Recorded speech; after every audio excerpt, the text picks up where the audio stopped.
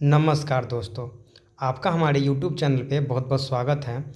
दोस्तों, ये दृष्टि निबंध का बुक है जिसमें आज हम लोग एक नया टॉपिक राष्ट्रवाद, एक मिथ्या चेतना या राष्ट्र प्रेम की स्वाभाविक अभिव्यक्ति के बारे में चर्चा करेंगे और जानेंगे इसके बारे में। तो आशा करते हैं आपको ये वीडियो अच्छा लगेगा तथा आपके एग्ज़ाम के लिए भी ये बहुत ही महत्वपूर्ण हो जाता है, क्योंकि राष्ट्रवाद अभी के समय में पूरे भारत में चर्चा का विषय बना हुआ है। तो चलिए शुरू करते हैं। हाँ, एक बात और आपको बता दें कि अगर ये वीडियो आपको अच्छा लगता है तो इस वीडियो को लाइक ज़रूर कर लीजिएगा और चैनल को सब्सक्राइब भी कर लीजिएगा। तो चलिए शुरू करते हैं। तो हम इसमें अपने से कुछ ऐड नहीं करेंगे, जो लिखा हुआ है सिर्फ उसी को हम पढ़ करके बताएंगे आपको। तो चलिए शुरू करते हैं। हालांकि राष्ट्रवाद की कोई एक सार्वभौमिक परिभाषा नहीं दी जा सकती, लेकिन अगर सार के रूप में कहा जाए तो राष्ट्रवाद उस सामूहिक आस्था का नाम है जहां लोग स्वयं को एक साझा इतिहास, परंपरा, जातीयता, संस्कृति एवं भाषा इत्यादि के आधार पर एक मानते हैं। इस प्रकार निर्मित यह एक होने की भावना अन्य सभी कारकों से अधिक प्रभावशाली होती है और यहाँ तक कि राष्ट्र की निष्ठा अन्य सभी अस्मिताओं पर हावी हो जाती है। भारत मेरे सम्मान का सबसे महान शब्द जहाँ कहीं प्रयोग किया जाए, बाकी सभी शब्द अर्थहीन हो जाते हैं। वस्तुतः एक भौगोलिक क्षेत्र के अंदर निवास करने वाले समुदायों में कई स्तरों पर भिन्नता होती है, जैसे धार्मिक, वर्गीय, भाषाई इत्यादि। लेकिन विभिन्न आधारों पर निर्मित हुई एक होने की भावना राष्ट्रीयता की पहचान को अन्य सभी पहचानों पर आरोपित कर देती है। अधिकांश विचारकों ने राष्ट्रवाद का विश्लेषण राजनीतिक आर्थिक परिप्रेक्ष्य में किया है। अर्नेस्ट गैलनर का मानना है कि राष्ट्रवाद मूलतः एक राजनीतिक सिद्धांत है जो राजनीतिक एवं राष्ट्रीय एकता को सुसंगत बनाए रखता है, जबकि राष्ट्रवाद से उत्पन्न हुई एक आधुनिक निर्मिति है। यहाँ गैलनर एक तरह से राष्ट्र के गढ़े जाने की ओर संकेत कर रहे हैं, अर्थात राष्ट्र एक स्वाभाविक प्रक्रिया का परिणाम नहीं है, बल्कि तत्कालीन आर्थिक राजनीतिक उद्देश्यों की पूर्ति के लिए इस तरह के समूहीकरण की अवधारणा रची गई। उनके अनुसार औद्योगिक क्रांति के बाद भिन्न भिन्न जगहों से आए कामगार शहरों में आकर बसने लगे, जिनके बीच अनेक स्तरों पर असमानता थी। पूंजीवाद के विकास के लिए आवश्यक था कि उत्पादन प्रक्रिया अधिक सुचारू रूप से संचालित हो। यह तभी हो सकता था जब कामगारों में परस्पर भिन्नता कम से कम हो तथा वे एक विशेष प्रेरणा से उत्पादन प्रक्रिया में भाग लें। भिन्नता को समाप्त करने के लिए एक साझा इतिहास, साझी संस्कृति तथा समान भाषा की रचना की गई। इसी साझेपन ने कामगारों को राष्ट्र हित में अधिक उत्पादन करने की प्रेरणा दी। राष्ट्रवाद के संदर्भ में लगभग इसी तरह की व्याख्या मार्क्सवादी विद्वानों द्वारा की जाती है। उनके अनुसार राष्ट्रवाद का विचार पूंजीवादी व्यवस्था को ही आगे बढ़ाता है। इसी संदर्भ में मार्क्स ने दुनिया के मजदूर एक हो का नारा देते हुए कहा कि मजदूरों का कोई राष्ट्र नहीं होता, उनकी समस्याएं हर जगह एक जैसी होती है। अगर मार्क्सवादी मान्यता को निष्कर्ष रूप में कहे तो इसके अनुसार राष्ट्रवाद प्रभुत्वशाली वर्गों को एकजुट करके राजनीतिक समुदाय की एक भ्रामक अनुभूति पैदा करता है, जिससे वर्गीय हित के ऊपर राष्ट्रीय अस्मिता हावी हो जाती है। इस प्रकार राष्ट्र के नाम पर पूंजीपति वर्ग श्रमिकों का शोषण करता है। हालांकि यह राष्ट्रवाद की एकमात्र परिभाषा नहीं है। इस विचार को एकीकरण की एक स्वाभाविक प्रक्रिया के तहत देखा जा सकता है। प्रसिद्ध विचारक बेनेडिक्ट एंडरसन ने राष्ट्रवाद के संबंध में कल्पित समुदाय की अवधारणा का प्रतिपादन किया। एंडरसन ने राष्ट्र को राजनीतिक विचारधारा के रूप में समझाने की बजाय सांस्कृतिक व्यवस्थाओं के संदर्भ में समझने की बात कही। एंडरसन ने राष्ट्रवाद को चर्च के प्रभुत्व के कम होने, सामंती व्यवस्था के कमजोर होने तथा समय की अवधारणा में आए बदलाव के संदर्भ में विश्लेषित करने का प्रयास किया है। एंडरसन ने इस प्रकार निर्मित सांस्कृतिक चेतना के एक राष्ट्र में तब्दील होने के कारण के रूप में मुद्रण पूंजीवाद यानी कि प्रिंट कैपिटलिज्म की पहचान की। मुद्रण प्रौद्योगिकी की विकास मुद्रण प्रौद्योगिकी के विकास के साथ ही बाइबल समेत तमाम ग्रंथ देसी भाषाओं में छपने लगे। इसके चलते वैचारिक एकीकरण को प्रोत्साहन मिला और राष्ट्रीय चेतना का विकास आरंभ हो गया। एंडरसन का मानना है कि राष्ट्रवाद एक ऐसा विचार है जिसके आधार पर वैसे लोग जो एक दूसरे से कभी मिले भी नहीं एक प्रकार का संबंध जोड़ लेते हैं। राष्ट्रवाद के उपरोक्त वैचारिक विश्लेषण से तो यह स्पष्ट हो ही जाता है कि राष्ट्र का विचार एक तरह से समुदाय पहचान का द्योतक है, किंतु अब प्रश्न ये है कि ऐतिहासिक परिप्रेक्ष्य में यह सामुदायिकता की भावना कैसे विकसित हुई। संक्षेप में कहें तो पुनर्जागरण और धर्म सुधार आंदोलन के बाद अर्थात 16वीं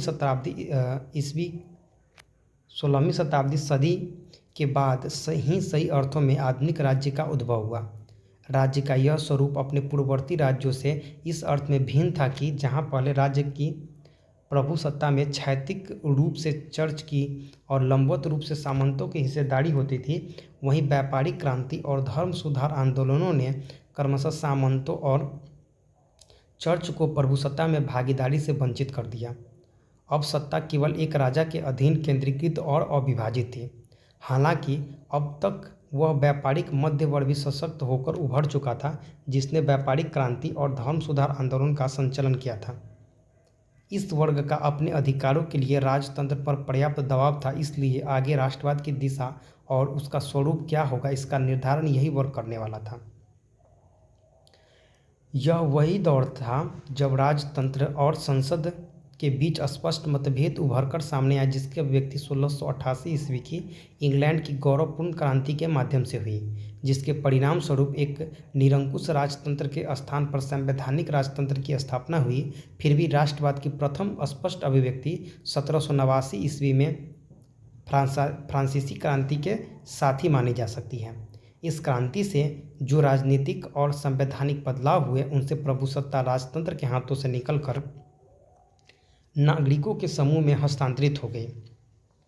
क्रांति में उद्घोषित स्वतंत्रता, समानता और भ्रातृत्व ऐसे विचार थे जिन्होंने फ्रांसीसी लोगों में व्यापक एकता की भावना का प्रसार किया और एक समान इच्छा और संकल्प लेकर वे महान कार्य करने की दिशा में अग्रसर हुए। आगे नेपोलियन के काल में प्रजातंत्र के विचारों को तो नुकसान पहुंचाया, किंतु राष्ट्रवाद की भावना को भी और अधिक बल दिया।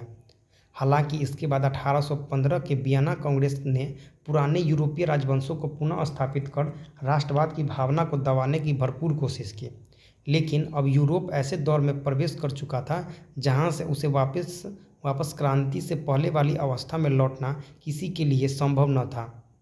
अब यूरोप क्रांतियों के एक ऐसे दौर में प्रवेश कर चुका था जिसकी अंतिम अभिव्यक्ति जर्मनी और इटली के एकीकरण के रूप में होने वाली थी। इस प्रकार 1870-71 में हुए इटली और जर्मनी के एकीकरण का आधार समान पहचान और साझे उद्देश्यों की पूर्ति था। राष्ट्रवाद की सामान्य अवधारणा से इतर देखें तो भारत व पश्चिम के राष्ट्र संबंधी विचारों में कुछ मौलिक अंतर है। ये अंतर दोनों जगहों की ऐतिहासिक प्रक्रियाओं में व्याप्त स्वरूपगत विभिन्नता के कारण उत्पन्न हुए हैं। राष्ट्र के संबंध में भारत और पश्चिम के विचारों में सबसे अधिक मौलिक अंतर यह है कि अपने विकास क्रम के दौरान पश्चिम की राष्ट्र संबंधी अवधारणा एक समान भाषा, धर्म, नस्ल इत्यादि के आधार पर विकसित हुई, जबकि एक राष्ट्र के रूप में भारत अपनी विविध भाषाओं, अनेक धर्मों और भिन्न भिन्न जातीयता का एक समुच्चय है। अर्थात भारत ने राष्ट्र की अपनी एक विशिष्ट अवधारणा विकसित की जिसमें बहुजातीयता, धर्मनिरपेक्षता और सहिष्णुता जैसे मूल्य सहज ही भारतीय राष्ट्रवाद के अंग बन गए। इसी मूलभूत अंतर की वजह से पश्चिमी विचारक भारत को एक राष्ट्र के रूप में संशय से देखते हैं। ब्रिटिश इतिहासकार जॉन स्ट्रेची ने तो यहाँ तक कहा कि पंजाब और बंगाल की तुलना में स्पेन और स्कॉटलैंड अधिक निकट है।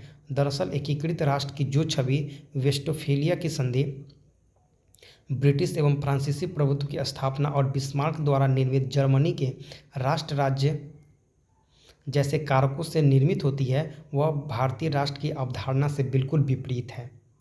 फिर यूरोपीय राजनीतिक व्यवस्था में हमेशा से यह कोशिश की गई कि राष्ट्र राज्य का निर्माण इसी एकीकृत राष्ट्र की संकल्पना के आधार पर हो। प्रथम विश्व युद्ध के बाद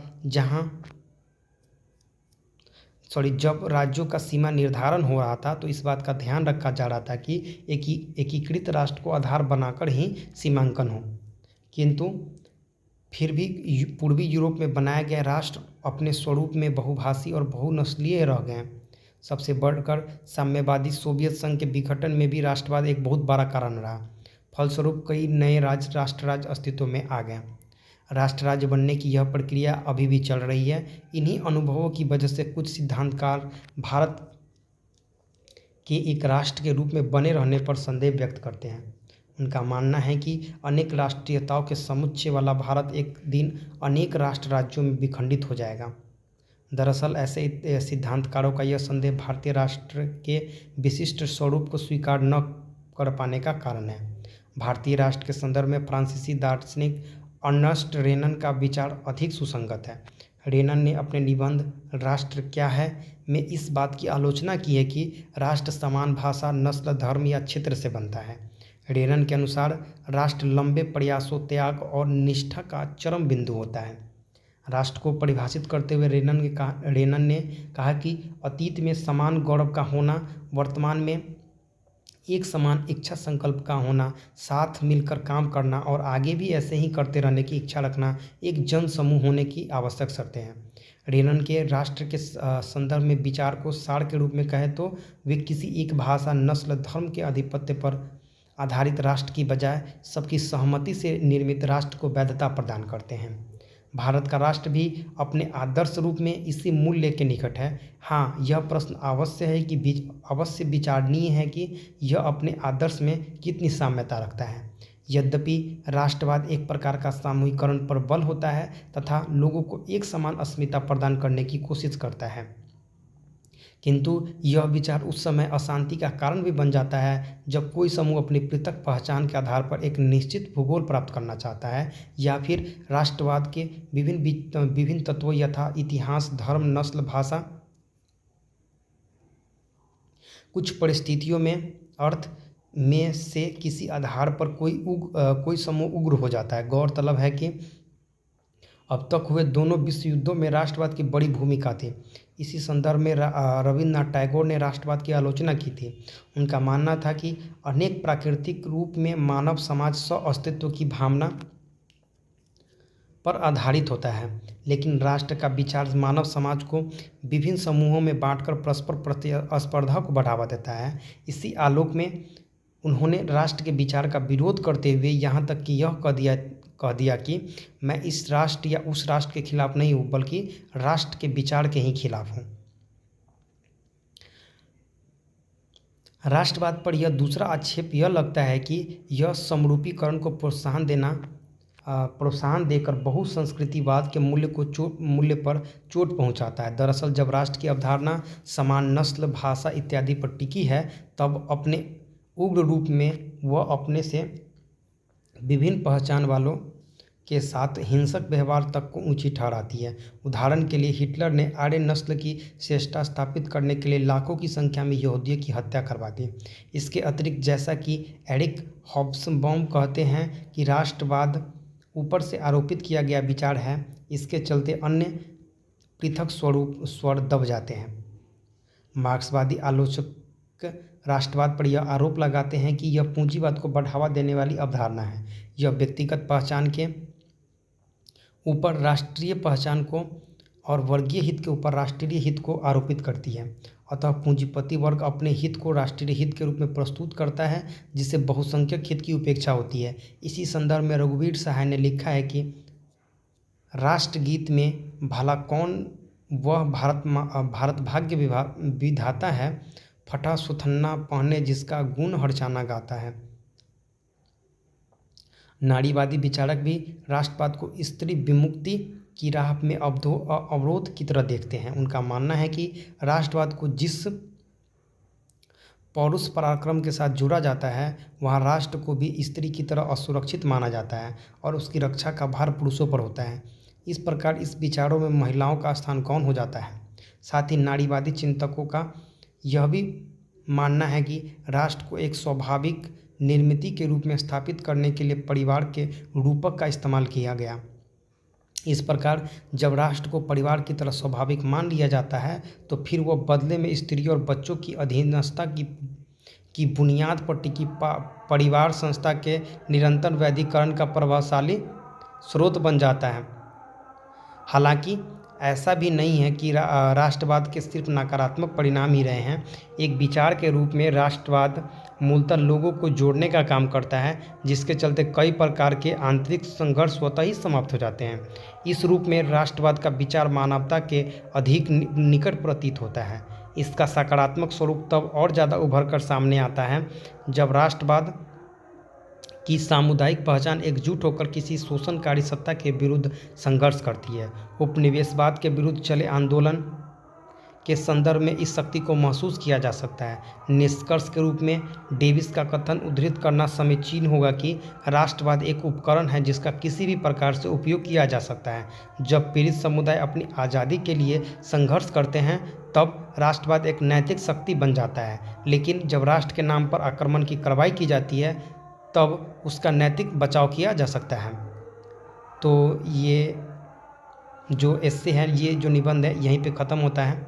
तो आशा करते हैं आपको ये अच्छा लगा होगा और समझ में भी आया होगा। दोस्तों, इसमें मैंने अपना कुछ भी ऐड नहीं किया है, जो था उसे मैं बताते चला गया। ये जो दृष्टि निबंध का बुक है, आपको पता ही होगा कि ये डॉक्टर विकास दिव्यकृति सर तथा निशांत जैन सर के द्वारा लिखा गया है। तो ये ऑथेंटिक बुक है जिसका प्रयोग सभी स्टूडेंट करते ही हैं। तो आशा करते हैं वीडियो ठीक लगा होगा। तो अच्छा लगे तो वीडियो को लाइक कर लीजिए और चैनल को सब्सक्राइब जरूर कर लीजिएगा। Thank you. जय हिंद।